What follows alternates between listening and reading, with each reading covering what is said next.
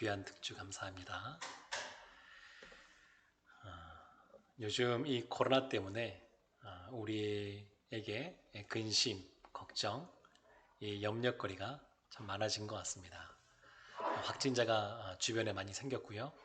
그리고 확진자와 동선이 겹치시는 분들 중에서 또한 자가격리 하시는 분들도 생각보다 많고, 그리고 이것 때문에 또 여러 가지 경제적인 어려움을 겪는 분들도 또 있고, 공부하는 학생들도 상황이 여의치가 않고, 참 우리가 신경 써야 될, 또 마음의 근심이 되는 그러한 것들이 참 많은 것을 볼 수가 있습니다. 이런 것뿐만 아니라 여러 가지 부동산이라든지 또 청년들은 취업이라든지 우리 일상의 삶 속에서 여러 가지 우리로 하여금 근심케 하는, 번뇌케 하는 그러한 일들이 많이 있습니다. 살아있다라고 한다 그러면 우리에게 소망이 있다, 희망이 있다라고 하는 것을 말할 수 있는데, 그런데 우리가 소망하는 것들, 희망하는 것들이 실현 불가능해지는 상황에 놓이거나, 또 우리가 원하는 때에 그것이 이루어지지 않을 때, 그것이 지연될 때 여러 가지 고민을 많이 하게 되고, 그런 모습이 또한 우리 일생의 삶 동안에 반복되는 것을 볼 수가 있습니다. 근데 오늘 본문에도 보면 그 시작이 이와 같은 근심으로 시작을 합니다. 너희는 마음에 근심하지 말라. 예수님께서 이렇게 말씀하고 있습니다. 너희는 누구냐면 제자들을 가리킵니다. 제자들. 그리고 그 제자들의 마음에 근심이 있으니까 근심하지 말라, 이렇게 말씀하시는 겁니다. 오늘 본문 있는 요한복음 14장 또한 15장 16장은 예수님께서 십자가를 지시기 전날 밤 성만찬을 행하시고, 그리고 그 이후에 마지막 유언처럼 하시는, 이별하시면서 말씀하시는 설교의 내용으로 가득 차 있습니다. 근데 요한복음 13장 오늘 본문 앞에 보게 되면 이런 일들이 있습니다. 예수님께서 제자들과 함께 성찬식을 행하실 때에 뭐라고 말씀하시냐면, 여기에 있는 너희들 중에 나를 팔 자가 있다, 이렇게 말씀하였습니다. 이 근심이라고 하는 것은 그 원어의 뜻을 보게 되면 요동친다는 뜻이 있거든요. 물결이 일렁이듯이 이 요동친다는 그런 의미가 있는데, 제자들이 예수님으로부터 너희 중에, 너희 12명 중에 나를 팔 자가 있다, 이 말씀을 하시니까 제자들의 마음속에 그러한 요동치는 그러한 마음이 생겼습니다. 또 예수님께서 뭐라고 말씀하시냐면, 내가 너희와 지금 잠깐 있지만 곧 내가 너희를 떠나게 될 것이다, 이런 말씀하셨습니다. 제자들은 지난 3년의 세월 동안 자신의 모든 것을 다 주님께 맡긴 사람들입니다. 배도 버려두고, 그물도 버려두고, 가족도 버려두고, 그리고 세리였던 사람은 그것도 내팽개치고 오직 주님만 쫓아오는 삶을 살았는데, 예수님이 이제 곧 떠나신다, 이렇게 말씀하고 있습니다. 또 어떤 사람은 예수님과 더불어 예수님이 왕으로 등극하면 그 좌편과 우편에서 높은 지위에서 무엇인가 한 자리 차지하기를 원하는데, 그 예수님이 떠나신다고 하니까 제자들 사이에서 동료가 생긴 겁니다. 마음에 근심이 생겼습니다. 또 어떤 일이 있었냐면, 예수님께서 수제자라고 하는 베드로를 향하여 너가 오늘 밤 닭이 울기 전에 나를 3번 부인할 것이다, 이런 말씀을 하셨습니다. 베드로는 내가 어디든 주님을 쫓아가겠습니다, 이렇게 말씀을 했는데, 예수님께서 아니다, 너가 오늘 이 밤이 지나기 전에 나를 3번 부인할 것이다. 그러니까 제자들 마음속에 풍랑이 있는 겁니다. 그들 마음속이 아주 요동치는 겁니다.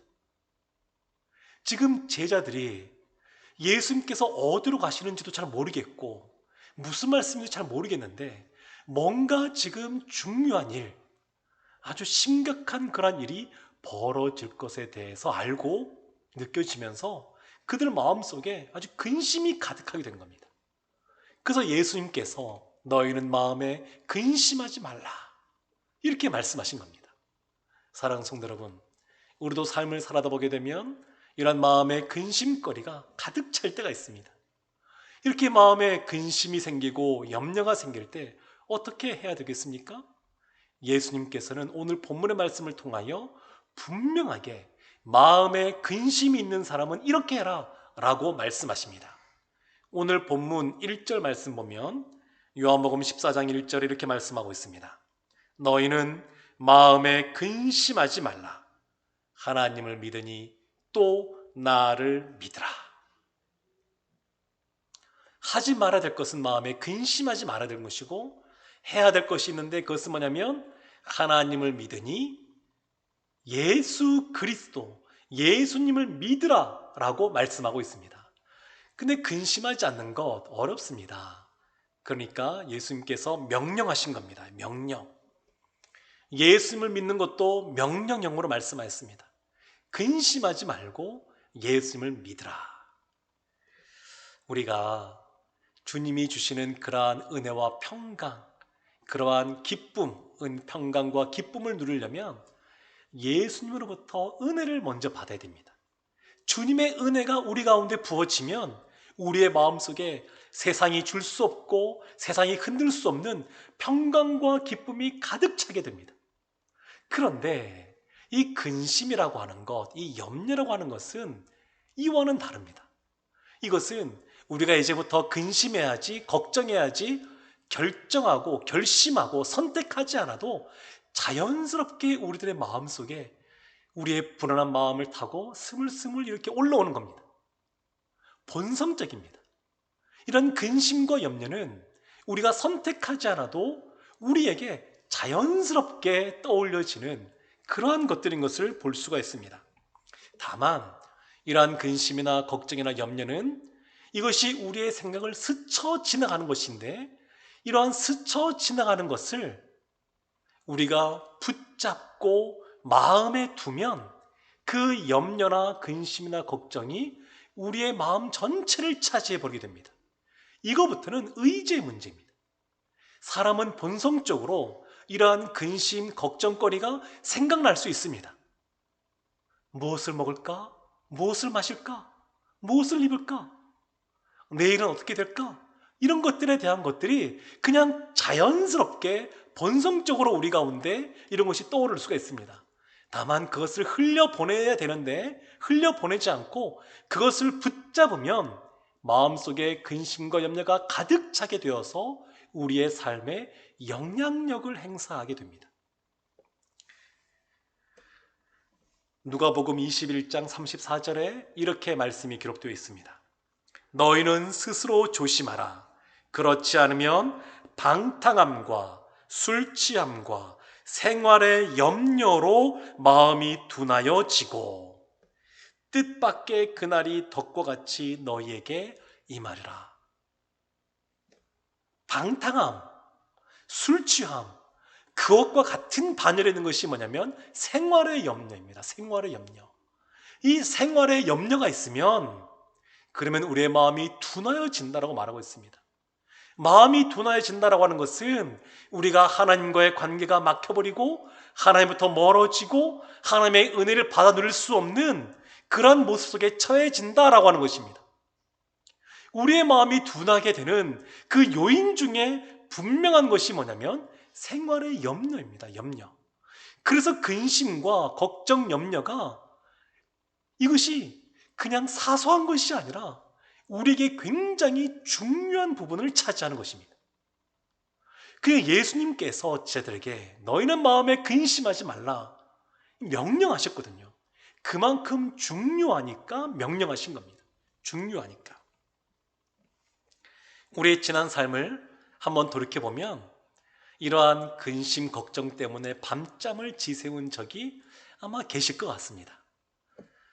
그냥 이 문제를 어떻게 해결하나 막막하고 막연했는데 그냥 그렇게 염려하고 근심했는데 그걸로 해결되지 않는 것도 아마 경험해 보신 분들이 많으실 것 같습니다. 우리가 아는 것처럼 대부분은 조사에 의해 보면 대부분의 우리의 근심거리, 염려거리들은 실제로 미래에 일어나지가 않습니다. 어떤 분이 그런 조사했다고 하지 않습니까? 근심 걱정 있을 때마다 다 이렇게 종이에 써가지고 모아놨는데 나중에 시간이 지나고 나서 펼쳐보니까 대부분은 일어나지 않았던 일들이라고. 그러니까 실제로 우리가 과거에 지난날 우리가 염려하고 근심했던 것들을 돌이켜보면 미래에 이루어지지 않은 것들이 굉장히 많습니다. 또 하나 설령 그것이 이루어졌다 한다 할지라도, 그러한 염려하고 근심한 것이 나타났다 한다 할지라도 그때 염려했던 것이 별로 우리에게 유익이 되는 것이 없습니다. 실제적으로 근심이나 염려는 우리에게 도움이 되지 않습니다. 그래서 예수님께서는 우리에게 너희는 마음에 근심하지 말라라고 분명하게 말씀하고 있습니다. 또한 우리가 기억해야 될 것이 있습니다. 그것은 뭐냐면 마음에 근심하지 말고 예수님을 믿으라 그러는데 그 예수님이 어떤 분이시느냐라고 하는 것입니다. 히브리서 4장 15절에 이렇게 말씀이 기록되고 있습니다. 우리에게 있는 대제사장은 우리의 연약함을 동정하지 못하실 이가 아니요 모든 일에 우리와 똑같이 시험을 받으시니로되 죄는 없으시니라. 예수님은 우리와 모든 것들을, 우리가 겪는 모든 것들을 이미 겪으신 분이십니다. 우리를 누구보다 잘 아시는 분이십니다. 요한복음 13장 21절에 보게 되면 이런 말씀이 있습니다.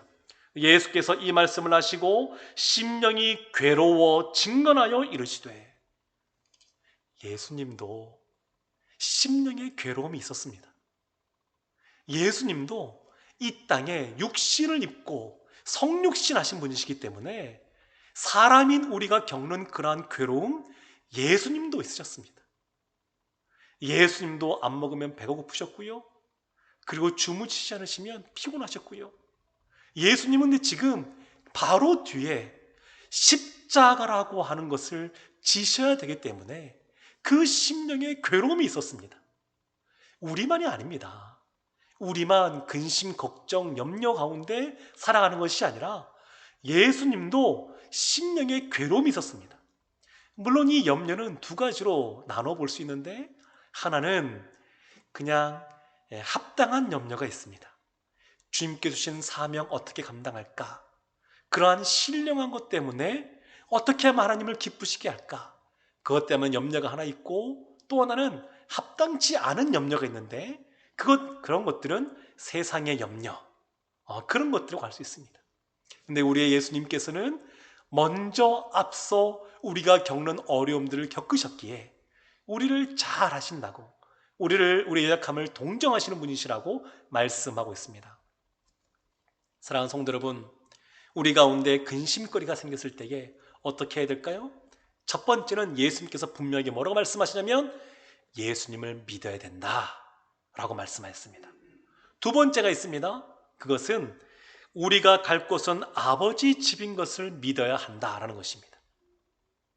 우리에게는 내세가 있음을 믿어야 됩니다. 오늘 본문 2절과 3절 말씀을 보게 되면 내 아버지 집에 거할 곳이 많도다. 그렇지 않으면 너희에게 일렀으리라. 내가 너희를 위하여 거처를 예비하러 가노니 가서 너희를 위하여 거처를 예비하면 내가 다시 와서 너희를 내게로 영접하여 나 있는 곳에 너희도 있게 하리라. 아멘. 예수님께서 내 아버지 집에 거할 곳이 많다고, 하나님 나라 천국에 거할 곳이 많다고, 그리고 내가 가면 다시 오신다라고 말씀하고 있습니다.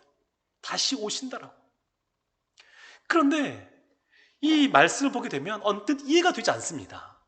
왜냐하면 지금 제자들에게 있는 그러한 근심, 우리가 갖고 있는 그러한 염려거리들을 보게 되면 이 땅의 문제들입니다.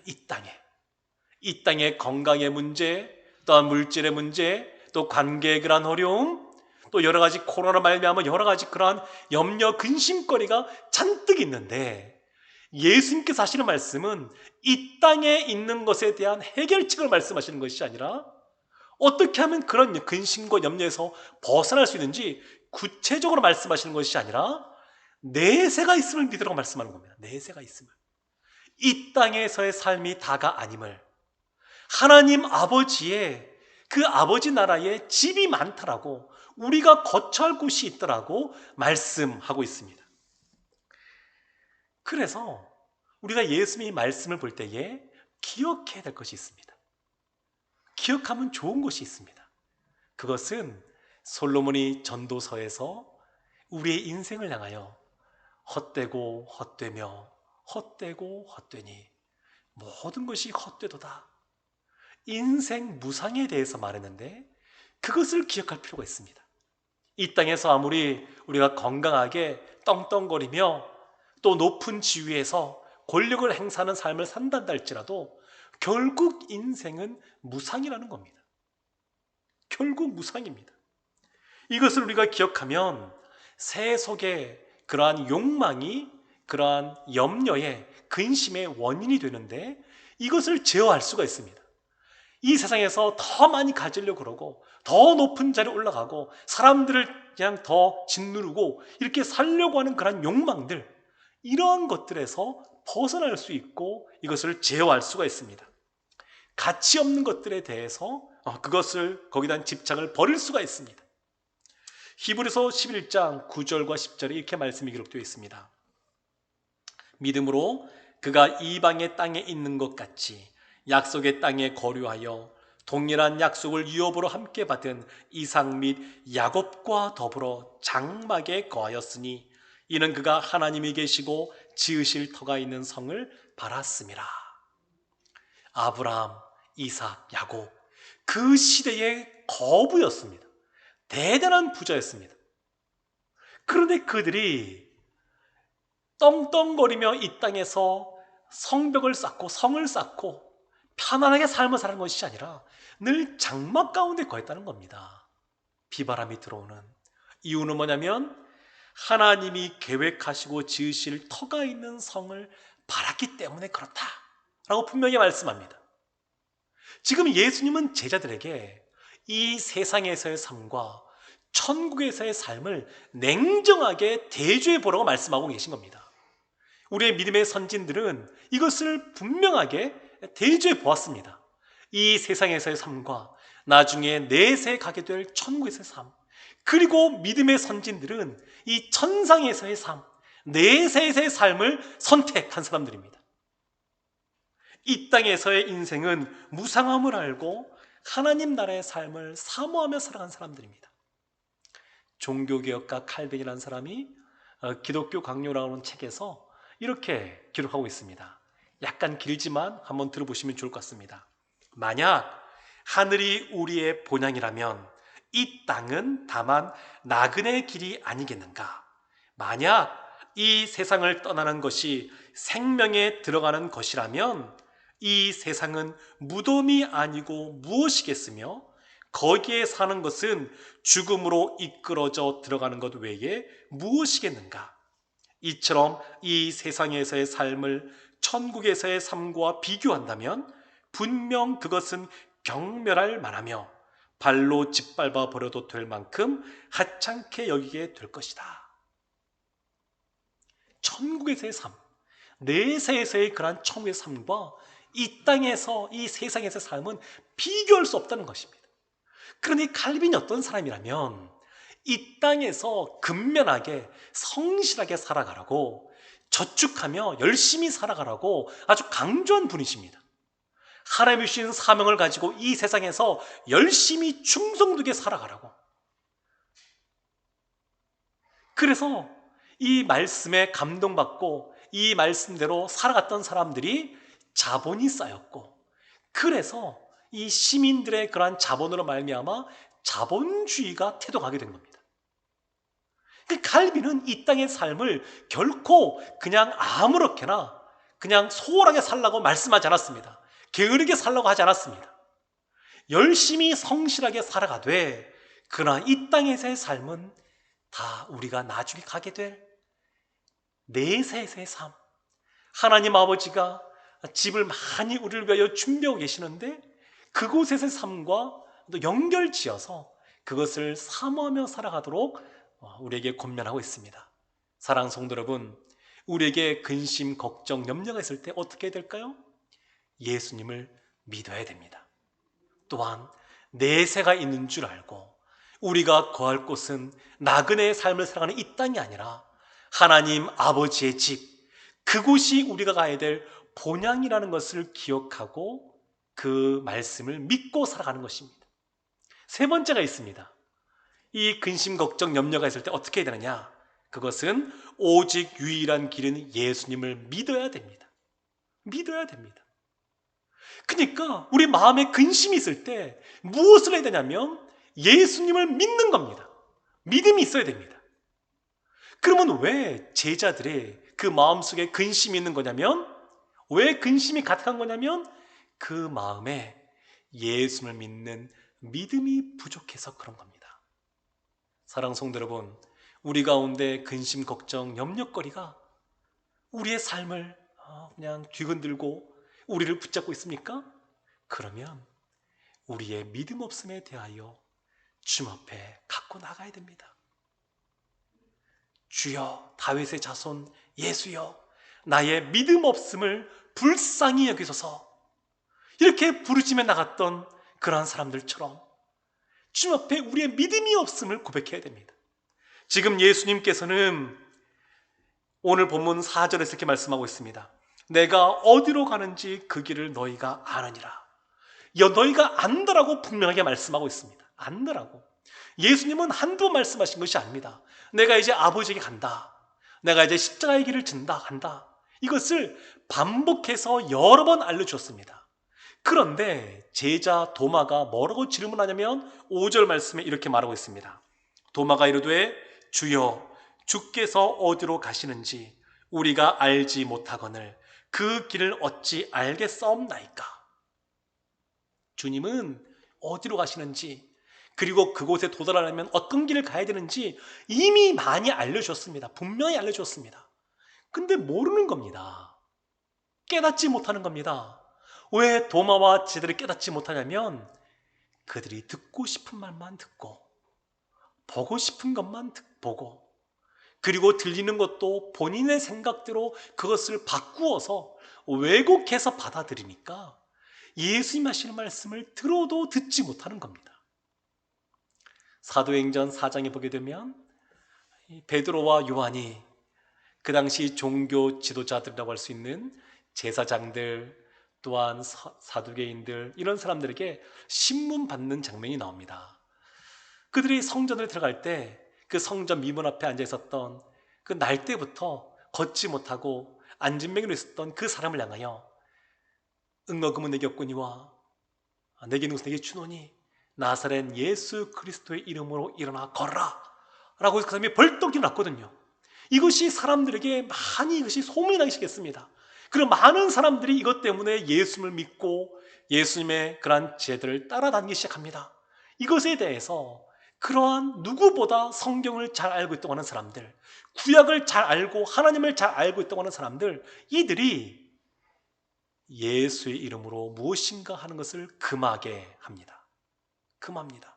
그런데 여기에 대해서 사도행전 4장 12절에 이렇게 말씀이 기록되어 있습니다. 다른 이로서는 구원을 받을 수 없나니 천하 사람 중에 구원을 받을 만한 다른 이름을 우리에게 주신 일이 없음이라 하였더라. 베드로가 확신 가운데 말합니다. 우리 가운데 구원받을 다른 이름이 없다. 오직 예수 그리스도밖에 없다. 예수님만이 구원의 길이다. 여러 길 중에 하나가 아니라 오직 예수님만이 유일한 길이시다.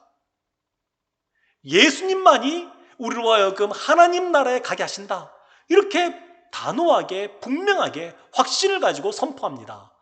그런데 이러한 확신이라고 하는 것은 이 제사장들이나 사두개인들도 갖고 있었습니다. 그들은 구약을 누구보다 잘 아는 사람들입니다. 그래서 아브라함의 후손, 아브라함의 혈통의 자손이면 구원받는다라고 그들은 믿고 있었습니다.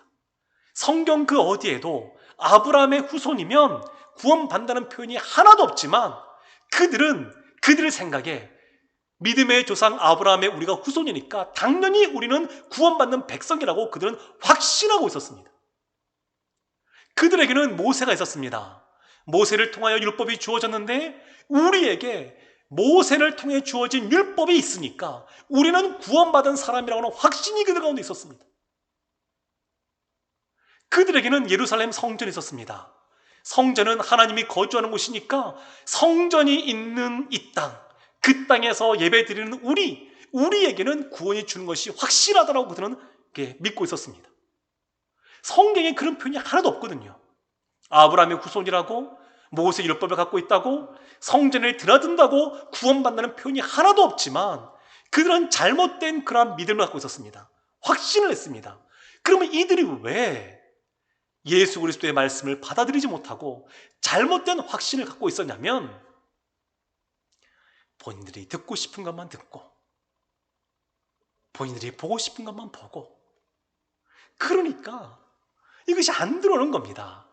수많은 사람들이 그 성전 미문 앞에 앉아있었던 사람이 벌떡 일어서는 걸 통하여, 죽은 나사로가 사랑을 통하여 예수님을 알고 예수를 믿고 예수님께 나오는데, 누구보다 성경을 잘 알고 가르친다고 하는 사람들이 그것을 받아들이지 못하는 겁니다. 사랑하는 성도 여러분, 오늘 6절 말씀에 예수님께서는 분명히 이렇게 말씀하십니다. 예수께서 이르시되 내가 곧 길이요 진리요 생명이니 나로 말미암지 않고는 아버지께로 올 자가 없느니라. 여러 길 중에 하나가 아니라 유일한 길이라고, 여러 진리 중에 하나가 아니라 유일한 진리라고, 유일한 생명이라고 예수님께서 분명하게 말씀하고 있습니다. 자기 선언을 분명하게 하고 있습니다. 그런데 우리도 돌이켜보게 되면 마음에 근심하지 말아야지 알고 있지만 늘 마음속에 근심, 걱정, 염려가 떠나가지 않는 모습이 있을 수 있습니다. 왜 그러겠습니까? 예수님의 말씀, 하나님의 말씀을 믿지 못하기 때문에 그렇습니다. 공중에 나는 새를 봐라. 들에 핀 백합화 들풀을 봐라. 길쌈도 하지 않고 씨를 뿌리지 않아도 그들이 먹고 마시고 또한 살아가지 않느냐, 입지 않느냐, 이렇게 말씀하고 있는데, 여전히 우리의 지난 삶의 그런 경험들, 세상의 그런 가치관들 때문에 무엇을 먹을까, 무엇을 마실까, 무엇을 입을까 염려, 근심, 걱정 가운데 사로잡혀 살아간다 그러면 하나님의 말씀을 듣지 않는 겁니다. 하나님의 말씀보다 나의 경험이 우선인 겁니다. 이 종교 지도자들이 하나님의 말씀을 받아들이지 않는 것처럼 받아들이지 않는 겁니다. 그럼 분명히 예수님께서 하신 말씀은 뭐냐면, 마음에 근심하지 말고 나를 믿으라, 이렇게 말씀하고 있습니다. 믿으라. 주님께서 우리에게 하시는 말씀, 우리 가운데 마음에 근심이 생길 때, 염려가 생길 때 예수 그리스도를 믿는 것이 그 근심에서 벗어나는 것인 줄로 믿습니다. 사랑하는 성도 여러분, 한 가지만 더 나누고 말씀을 마치고자 합니다. 우리가 이러한 마음에 근심이 있을 때에 예수를 믿어야 되는데 이 믿음이 그냥 쉽게 금방 생기지가 않을 때가 있습니다. 그때 우리가 기억해야 될 것이 있는데, 그것은 우리가 은혜 받았던 때를 기억하는 겁니다. 지난 오랜 세월 동안, 지난 삶 동안에 우리가 참 어렵고 힘든 그러한 일들을 겪을 때 어떻게 할 수 없어가지고 주님 앞에만 기도하고 매달리고, 그리고 그때 하나님께서 우리에게 은혜 베풀어 주셔서 그 문제들이 해결되게 하시고 그 어려움들을 이겨나게 하셨던 것, 그걸 기억하는 겁니다. 그걸 기억해야 됩니다. 하나님은 여전히 동일하신 하나님이십니다. 과거에나 현재나 미래나 우리를 동일하게 사랑하시는 분이 하나님이십니다.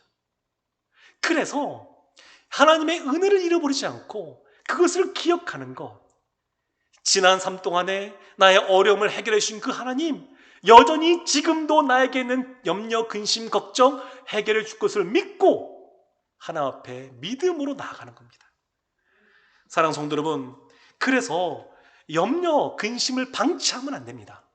우리 가운데 근심이 있을 때 그것은 사소한 것이 아닙니다. 그걸 내버려 두면 좀 먹듯이 우리의 마음을 좀 먹고 들어오기 시작합니다. 그래서 염려가 생길 때 해야 될 것은 뭐냐면 우리의 시선을 하나님께 맞추는 겁니다. 예수님을 믿으라 그랬으니까 예수님을 바라보는 겁니다. 그래서 우리에게 좋은 것이 뭐냐면, 첫째는 묵상을 하는 겁니다. 하나님의 말씀을 붙잡고 하나님이 어떤 분이신지 늘 우리가 묵상하는 겁니다. 이것이 굉장히 유익하고 좋습니다. 또 하나가 뭐냐면 우리가 믿음이 없다 그러면 믿음을 달라고 간절하게 기도해야 됩니다. 이러한 묵상과 이러한 기도, 이것이 우리에게 필요합니다. 실제적으로 하나님의 말씀 붙잡고 묵상하고 기도할 때 우리에게 도움이 되는 아주 유익한 성경이 있습니다. 시편입니다. 시편은 우리가 그 한 편 한 편을 읽고 하나님을 묵상하고 그리고 그 말씀 붙잡고 기도하면서 하나님이 주시는 그러한 믿음, 이것을 회복하기에 너무너무 유익하고 좋은 책입니다. 그러한 성경입니다. 고린도전서 10장 13절에 이렇게 말씀이 기록되고 있습니다. 사람이 감당할 시험 밖에는 너희가 당한 것이 없나니 오직 하나님은 미쁘사 너희가 감당하지 못할 시험 당함을 허락하지 아니하시고 시험 당할 즈음에 또한 피할 길을 내사 너희로 능히 감당하게 하시느니라. 아멘. 오직 하나님은 미쁘사, 하나님이 미쁘신 분입니다. 거기에 우리의 그러한 소망이 있습니다. 하나님은 미쁘시기 때문에 우리에게 감당할 시험은 주지도 않고, 그리고 우리에게 시험이 있을 때에 피하게 하시고, 그리고 너희로 능히 감당하게 하시는 줄로 믿습니다. 우리가 이것을 믿는 겁니다. 이것을 붙잡고 나가는 겁니다. 그래서 염려 근심이 우리 가운데 침범해 올 때에 그것을 붙잡으면 안 되고, 혹시 우리 마음 가운데 그것을 붙잡았다 그러면 그것을 내버려 놓고 하나님을 바라보는 그런 믿음의 결단이 있어야 됩니다. 우리가 다 같이 모여서 예배 드리기 어려운 이런 시대입니다. 성찬식도 안 한 지가 꽤 오래되었습니다. 성찬식은 다 같이 모여서 하는 것이거든요. 개별로 떨어져서 하는 것이 성찬식이 아닙니다. 우리가 하나됨을 경험하는 것이 성찬식이기 때문에 이것은 같이 모여서 해야 됩니다. 근데 지금 모일 수가 없습니다. 다 같이 모여서 예배 드리고 싶은데 모일 수가 없습니다. 어떻게 해야 되겠습니까? 마태복음 26장 29절에 예수님께서 이렇게 말씀하십니다. 그러나 너희에게 이르노니 내가 포도나무에서 난 것을 이제부터 내 아버지의 나라에서 새 것으로 너희와 함께 마시는 날까지 마시지 아니하리라. 예수님도 우리가 다시 하나님 나라 그곳에 가서 만날 때까지, 그날이 올 때까지 더 이상 포도주를 마시지 않고 기다리고 그날을 갈망하신다고 말씀하고 있습니다. 우리의 예배가 회복되어지고 우리의 성찬식이 회복되어지고 우리의 삶이 회복되어지는 것은 누구보다 주님께서 원하시는 겁니다. 그래서 우리도 갈망해야 됩니다. 우리가 다시 같이 모여서 주님을 찬양하고 같이 모여 주님께 예배드리고 같이 기도하고 같이 성도의 교제가 있고 이것을 갈망하셔야 됩니다. 사모하셔야 됩니다. 우리에게 부족한 것은 물질이 아닙니다. 우리에게 부족한 것은 믿음입니다. 믿음. 우리가 믿음을 가지고 담대하게 어떤 어려움이 있단다 할지라도 근심거리, 염려거리가 있단다 할지라도 믿음으로 반응하며 나아가면, 묵상과 기도와 사모하는 마음을 통하여 주님께 나아가면 주님께서 우리의 염려, 근심 다 제어해 주시고 주님이 주시는 그런 평강과 기쁨이 우리의 심령 속에 가득하게 하실 줄로 믿습니다. 우리의 삶 속에 그러한 염려, 근심, 그러한 것에 대하여 넘어지지 않고 일어나 하나님이 원하시는 사람으로 온전히 온전히 서서 나아갈 수 있도록 만드실 줄로 믿습니다. 이런 은혜가 우리 모든 새손의 성도들 가운데 흘러넘치기를 주님의 이름으로 축원합니다. 아멘. 기도하겠습니다.